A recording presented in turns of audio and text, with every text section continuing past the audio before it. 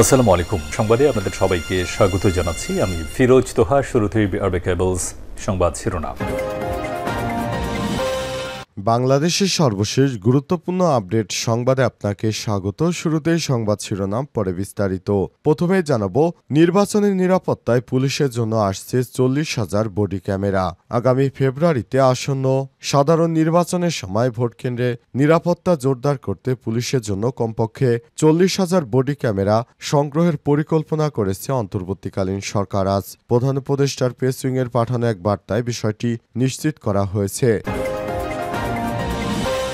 এরপর জানাবো, সচিবালয় স্বরাষ্ট্র উপদেষ্টা বললেন, সাংবাদিক তুহিন হত্যায় দ্রুত চার্জশিট দেওয়া হবে। স্বরাষ্ট্র উপদেষ্টা লেফটেন্যান্ট জেনারেল অবসরপ্রাপ্ত জাহাঙ্গীর আলম চৌধুরী বলেছেন, গাজীপুরে সাংবাদিক তুহিন হত্যার ঘটনায় জড়িতদের গ্রেপ্তার করা হয়েছে। মামলার তদন্ত চলছে। আমরা আশা করি খুব অল্প সময়ের মধ্যেই মামলার চার্জশিট দেওয়া হবে।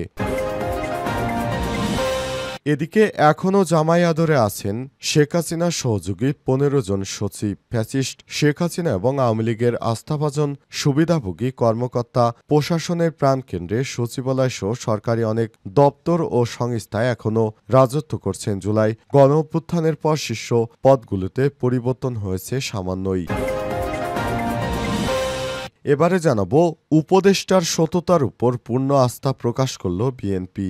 অন্তর্বর্তীকালীন সরকারের উপদেষ্টার সততার উপর পূর্ণ আস্থা প্রকাশ করেছে বিএনপির মহাসচিব মির্জা ফখরুল ইসলাম আলমগীর। আজ গণমাধ্যমে পাঠানো এক বিবৃতিতে মির্জা ফখরুল বলেছেন, আজকে একটি পত্রিকায় একজন সাবেক সচিবের নাম উল্লেখ না করে কোট করে একটি রিপোর্ট প্রকাশিত হয়েছে। উনি বলেছেন, 8 জন অ্যাডভাইজার নাকি করাপশনের সঙ্গে জড়িত। এই ধরনের একটা রিপোর্ট বেরিয়েছে। তবে বিএনপি মনে করে উপদেষ্টারা এখনও সঠিক জায়গায় রয়েছে, তাদের উপর বিএনপির কোনো সন্দেহ নেই। এবং সর্বশেষ জানাবো, বিয়ের দিন ঠিক করতে গিয়ে চোর সন্দেহে গণপিটুনি, জামাই শ্বশুরের মৃত্যু। রংপুরের তারাগঞ্জের চোর সন্দেহে জনতার গণপিটুনিতে 2 জনের মৃত্যু হয়েছে। আজ সয়ার ইউনিয়নের বুড়িরহাট বটতলা এলাকায় এই দুর্ঘটনা ঘটে। নিহত 2 জন সম্পর্কে জামাই শ্বশুর। প্রিয় দর্শক, এতক্ষণ শুনছিলেন সংবাদ শিরোনাম, এবারে বিস্তারিত। তবে তার আগে বন্ধুরা, অনুরোধ থাকবে সংবাদটিতে একটি লাইক দিন।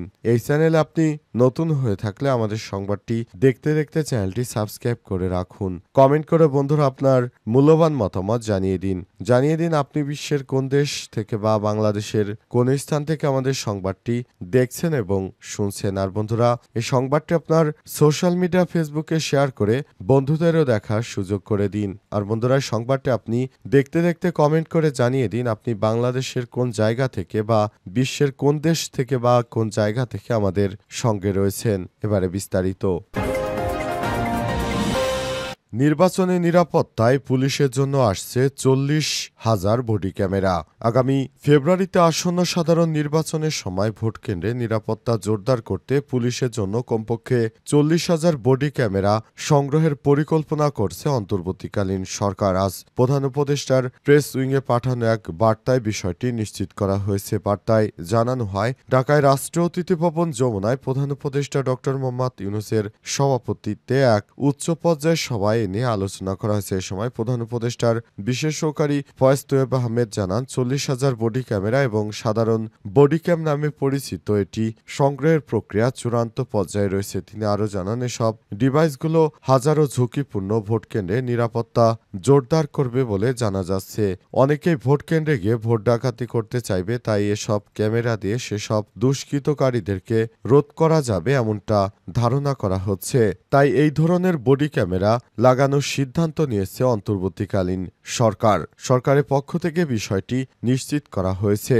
জানানো হয়েছে, এসব বডি ক্যামেরা দিয়ে নিরাপত্তার কাজে ব্যবহৃত করা হবে এবং পুলিশ বাহিনী যেন কোনরূপ ঝুঁকির মধ্যে না পড়ে, এ কারণে এই বডি ক্যামেরা ব্যবহার করার জন্য পুলিশকে অনুমোদন দিয়েছে স্বরাষ্ট্র মন্ত্রণালয়।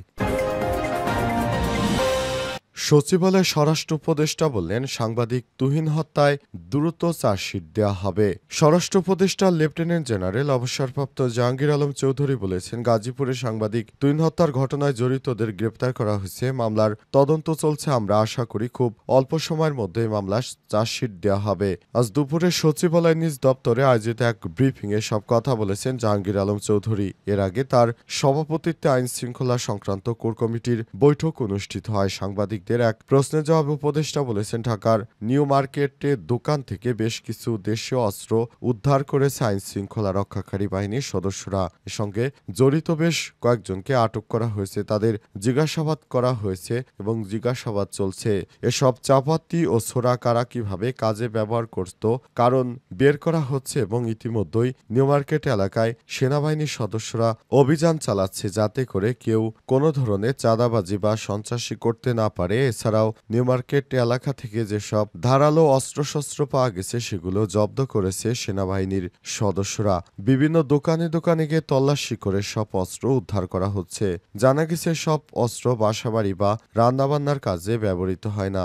এগুলো ধারালো অস্ত্র। এগুলো দিয়ে মূলত মানুষদেরকে জখম করার জন্য ব্যবহার করে ছিনতাইকারী চক্ররা। এসব অস্ত্রশস্ত্র দিয়ে ছিনতাইকারীরা সাধারণ মানুষদেরকে ভয়ভীতি দেখিয়ে থাকে। তাই এসব অস্ত্র সেনাবাহিনী জব্দ করে নিয়ে গেছে এবং যারা এসব অস্ত্র অনলাইনে কেনাবেচার সঙ্গে জড়িত তাদের বিরুদ্ধেও ব্যবস্থা নেওয়া হচ্ছে। এখনও জামাই আদরে আছেন শেখ হাসিনার সহযোগী ১৫ জন সচিব। ফ্যাসিস্ট শেখ হাসিনা এবং আওয়ামী লীগের আস্থাভাজন সুবিধাভোগী কর্মকর্তারা প্রশাসনের প্রাণকেন্দ্রে সচিবালয় সহ সরকারি অনেক দপ্তর এবং সংস্থা এখনও রাজত্ব করছেন। জুলাই গণ অভ্যুত্থানের পর শীর্ষ পদগুলোতে পরিবর্তন হয়েছে সামান্যই। বিশেষ করে পররাষ্ট্র ক্যাডারের কর্মকর্তা ব্যতীত বিদেশে মিশনে কর্মরত আওয়ামী ফ্যাসিস্ট কর্মকর্তা যারা কমার্শিয়াল কাউন্সিল, শ্রম কাউন্সিল, ইকোনমিক কাউন্সিল এবং মিনিস্টার পদে কর্মরত ছিলেন তারা যে সব পদে এখনও রয়ে গেছেন।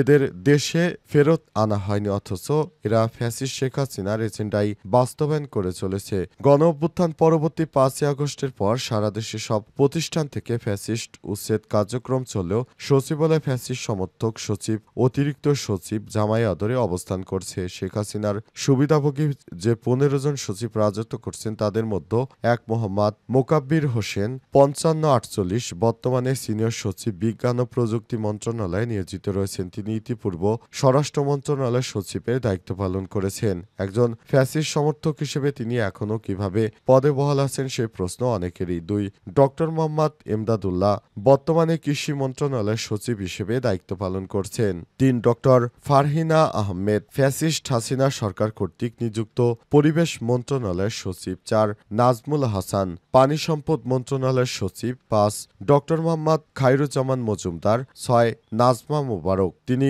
আর্থিক প্রতিষ্ঠান বিভাগের সচিব হিসেবে কর্মরত রয়েছেন। ৭ মোহাম্মদ শাহরিয়ার কাদের সিদ্দিকী অর্থনৈতিক সম্পর্ক বিভাগের সচিব হিসেবে দায়িত্ব পালন করেন। ৮ আব্দুর রহমান খান অভ্যন্তরীণ সম্পদ বিভাগের সচিব। ৯ এএইচএম শফিকুজ্জামান বর্তমানে শ্রম সচিব হিসেবে নিয়োগ পেয়ে চাকরি করছেন। ১০ নাসরিন জাহান, তিনি বেসামরিক বিমান চলাচল ও পর্যটন বিভাগে কর্মরত। ১১ সাইদুর রহমান, তিনি স্বাস্থ্য বিভাগে। ১২ নিজামুদ্দিন, তিনি একজন দুর্নীতিবাজ কর্মকর্তা হিসেবে বহুল পরিচিত বিদ্যুৎ বিভাগে বর্তমানে কর্মরত।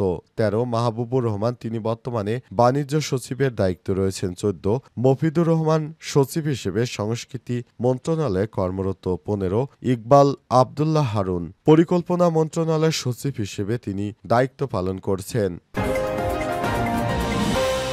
বিয়ের দিন তারিখ ঠিক করতে গিয়ে চোর সন্দেহে পিটুনি, জামাই শ্বশুরের মৃত্যু। রংপুরের তারাগঞ্জে চোর সন্দেহে জনতার গণপিটুনিতে ২ জনের মৃত্যু হয়েছে। গতরাত ৯টার দিকে সয়ার ইউনিয়নের বুড়িরহাট বটতলা এলাকায় এই ঘটনা ঘটে। পুলিশ লাশ উদ্ধার করে রংপুর মেডিকেল কলেজ হাসপাতালের মর্গে পাঠিয়েছে। এই ঘটনায় তারাগঞ্জ থানায় মামলার প্রস্তুতি চলছে। নিহতরা হলেন তারাগঞ্জ উপজেলা কোষা ইউনিয়নের গনিরামপুর গ্রামের রূপলাল দাস ৪০ এবং মিঠাপুকুর উপজেলা বালুয়াভাটা গ্রামের প্রদীপ দাস ৩৫ সম্পর্কে তারা ভাগ্নে এবং জামাই শ্বশুর। ভাগ্নে জামাই শ্বশুর। পুলিশ ও স্থানীয় সূত্র থেকে জানা গেছে, রূপলাল দাসের মেয়ের বিয়ে মিঠাপুকুর উপজেলার শ্যামপুর এলাকার লালচাঁদ দাসের ছেলে ডিপজল দাসের সঙ্গে ঠিক হয়।